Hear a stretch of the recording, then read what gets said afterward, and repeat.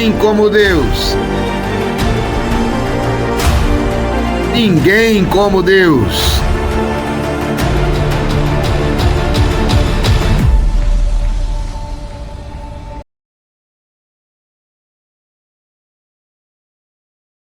Mateus capítulo 13, versículos de 44 a 46. Mateus 13, de 44 a 46. Naquele tempo disse Jesus à multidão: o reino dos céus é como um tesouro escondido no campo. Um homem o encontra e o mantém escondido. Cheio de alegria, ele vai, vende todos os seus bens e compra aquele campo. O reino dos céus também é como um comprador que procura pérolas preciosas. Quando encontra uma pérola de grande valor, ele vai, vende todos os seus bens e compra aquela pérola. Palavra da salvação. Glória a vós, Senhor. Vocês perceberam que nessa semana, durante vários momentos, se falava sobre o reino de Deus. Começou com o jovem rico, não é? Depois nós fomos caminhando e avançando sobre quando Jesus dizia: o rico é capaz de entrar no reino dos céus. E aí a gente falava sobre apego, sobre o reino. A gente comparava, inclusive, nessa semana, o reino, os reinos do mundo, especialmente na época de Jesus, não é? E como também nesse tempo, com o reino dos céus, que é diferente. E agora Jesus vai fazer uma comparação para que eles possam compreender melhor, entender melhor o sentido do reino e qual tipo de opção, qual é o valor desse reino e como é o comportamento de quem encontra esse reino. Jesus compara o reino dos céus com um tesouro escondido embaixo da terra, e a reação do homem que encontra não parece a mais virtuosa, porque ele oculta do dono da terra, ele oculta o seu achado, o dono do campo, e empenha todos os seus bens, vende tudo o que tem para comprar o terreno dele.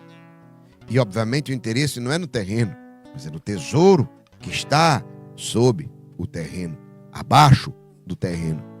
E essa ambiciosa reação do personagem dessa parábola, desse homem que semeia a terra, Jesus ressalta o contraste do enorme valor do reino de Deus como um grande tesouro, um tesouro cuja descoberta deve nos encher de alegria. Sim, de tal forma que também gera em nós um desejo decidido de nos apossarmos dele. Perceba que esse homem, quando Jesus coloca isso, essa parábola, ele está dizendo, ele faz tudo. Ou seja, ele faz um movimento, ele vende tudo que tem. Ele entende que o tesouro que está abaixo daquela terra vale muito mais do que todos os seus bens. Tanto é que a palavra deixa clara que ele se desfaz de tudo. Ele vai, vende tudo. Olha como é interessante. Ele está deixando claro, primeiro, na comparação que a gente entende. Por isso que quando a gente fala no campo financeiro, a gente entende mais. Por que a gente entende mais? Não é nem porque a gente gosta mais de dinheiro, não. É porque o pagamento, dinheiro, questões financeiras, eles envolvem o nosso dia a dia, não é? Hoje você quase paga para respirar, mas você vai se locomover, você tem que pagar. Se você vai comer, tudo que você vai fazer, você tem que pagar alguma coisa. Não é assim que é? Para você fazer qualquer coisa. Então, Jesus, naquele tempo, já percebia isso e faz essa comparação exatamente com um tesouro. Algo de grande valor econômico, financeiro. Um tesouro que estava escondido num campo. Então isso é interessante. Por quê? Porque aquele homem vai e vende tudo. E é interessante que a palavra diz assim, cheio de alegria. Coloca aqui a palavra aqui. No versículo 44, um homem o encontra, o mantém escondido, cheio de alegria, ele vai, vende todos os seus bens e compra aquele campo. Ou seja, Jesus está dizendo exatamente isso. Quem encontra o reino, quem encontra Jesus em sua vida, o que é que faz? Com muita alegria, deixa tudo para adquirir um tesouro de maior valor. O que fica muito claro é que todos os bens daquele homem nem se compara com o tesouro que estava escondido sobre a terra. O que significa para nós em relação ao reino de Deus? Que tudo que temos e tudo que somos, qualquer conquista que a gente tiver, por maior que seja, nada se compara ao reino dos céus. Lembrando no começo da semana quando a gente falava, Zaqueu, quando encontrou esse tesouro, o que foi que Zaqueu fez? Com muita alegria, Jesus não pediu nada e ele já disse, vou dar metade dos bens aos pobres, a quem eu defraudei, eu vou fazer com muito mais, vou pagar muito mais, 4 vezes mais. Senhor, olha a alegria de Zaqueu. Zaqueu já se entusiasma. E o jovem rico? E aí depois Jesus vai dizer, por que o rico não vai? Porque o jovem, quando ele olhou, ele disse, ele saiu triste, olha a diferença. Cheio de alegria, aqui, vai e vende todos os seus bens.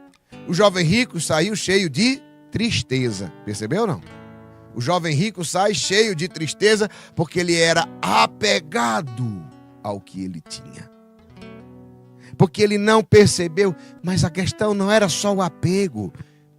Zaqueu, antes de Jesus pedir qualquer coisa, Zaqueu já fez, porque Zaqueu encontrou o reino. O jovem rico se encontrou com o reino, mas não encontrou o reino. Ele estava como as outras pessoas. Como assim, Geraldinho?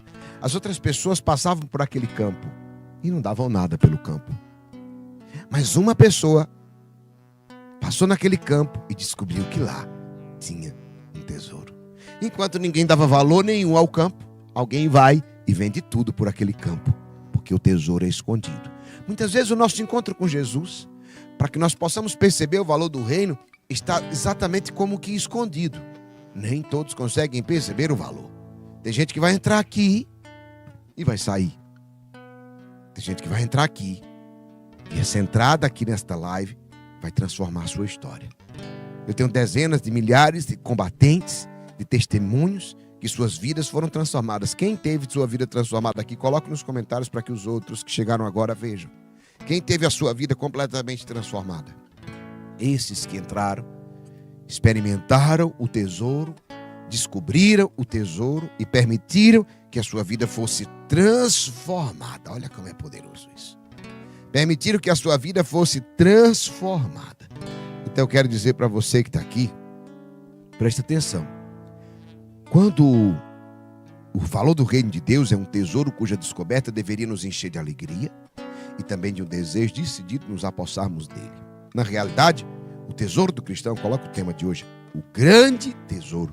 O tesouro do cristão, ou a pérola preciosa, a que a seguinte parábola se refere, não é?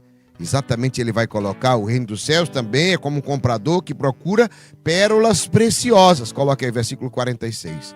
Quando encontra uma pérola de grande valor, ele vai, vende todos os seus bens e compra aquela pérola. Você percebeu que é semelhante. Ou seja, aqueles que encontram percebem sempre o grande valor. O grande valor. Aquele homem que encontrou o tesouro no campo percebeu o grande valor que estava lá naquele campo. Aquele comprador de pérolas percebeu o grande valor daquela pérola. E isso é interessante, porque o grande tesouro do cristão é o próprio Cristo.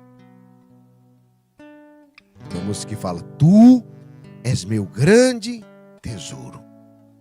É verdade, porque Ele que nos oferece o seu amor, Ele que nos oferece a sua amizade, por Ele vale a pena colocar tudo para trás. Na hierarquia dos nossos afetos, e todos nós temos a hierarquia dos afetos e interesses, cada um. Na nossa vida nós temos a hierarquia dos nossos afetos e dos nossos interesses. Isso me interessa, isso não me interessa. Perceba até, para quem tem o Google Now, quase todo celular tem, aí tem as notícias. E ele vai percebendo e vai filtrando o que lhe interessa e o que lhe interessa. E às vezes ele até lhe pergunta, esta notícia lhe interessa? Esta informação, não é notícia, esta informação lhe interessa? Aí tem lá, não tenho interesse. Exatamente isso. Nós temos uma hierarquia de interesses e de afetos. E é interessante porque por Ele vale a pena colocar tudo para trás na hierarquia e colocá-lo em primeiro lugar. Assim fez aquele homem no campo. colocou tudo para trás. Olha, São José Maria Escrivá, ele explicando o sentido desta parábola, ele dizia assim: o tesouro, imaginemos o júbilo imenso do felizardo que o encontra. Acabaram-se os apertos e as angústias. Vende tudo que possui e compra aquele campo. É lá que todo o seu coração está pulsando. É lá que esconde a sua riqueza. Olha interessante como é que São José Maria Escrivá ele fala. Ele diz assim: imaginemos, ele traz uma ideia, o júbilo imenso do felizardo que encontra. Por quê? Porque exatamente ele ganhou o prêmio grande. Acabaram seus apertos, as suas dificuldades financeiras, tantas dificuldades, tantos sofrimentos que nós passamos para conquistar. Acabou os apertos e angústias. E é lá que todo o seu coração está pulsando. Ele só pensa em comprar aquele campo. Você já pensou? Ele dorme e acorda: eu vou vender tudo. Ele só pensa naquele campo, porque naquele campo está escondido a sua riqueza. Então ele acrescenta: o nosso tesouro é Cristo. Pouco nos deve importar jogar fora tudo o que seja estorvo, para o podermos seguir. E a barca, sem esse lastro inútil, navegará em linha reta para o porto seguro do amor de Deus. Então, ele faz a comparação, São José Maria Escrivá, trazendo assim: imagine aquele homem que vai dormir e acorda pensando no grande tesouro.